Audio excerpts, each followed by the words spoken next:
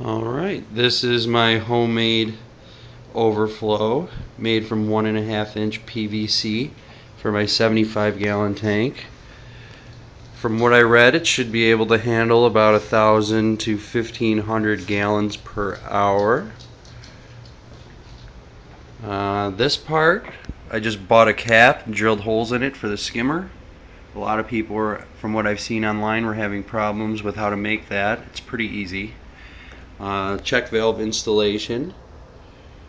And basically how this works is the water goes in from the tank here, flows down, around, up and out of the tank. This is where the ledge of the tank would sit, so it goes up, out, and over the edge of the tank, down, through, and out.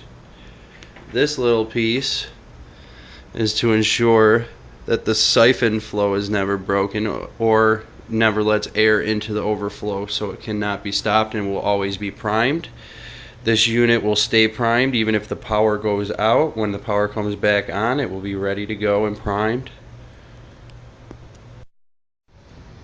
And here we have my homemade filter unit. This also cost me from $25 to $30 for everything in here.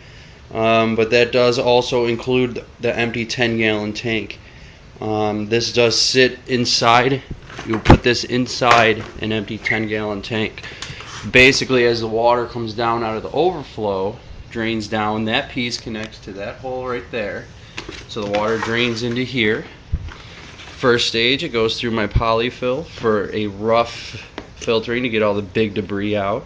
And then I have outdoor furniture, waterproof, very dense. It's made of the same material as this polyfill, but it's much denser to micro polish my water. Alright, and then in the bottom of this drawer it has a bunch of holes drilled to form my drip tray. So it drips down into here, which I have these things. No one really knows what they're called. But it does these do basically the exact same job as bio balls. They're made of the same material. They don't have quite as much surface area as the bio balls, but you add a bunch of them, you're going to get the same thing for a hell of a lot cheaper. This also has a drip tray on the bottom where it drips down into more polyfill that I'm just using as biomedia. Now this is going to be underwater. I am going to replace this with nylon sponges from the dollar stores. They have a lot more surface area for your bacteria to grow on.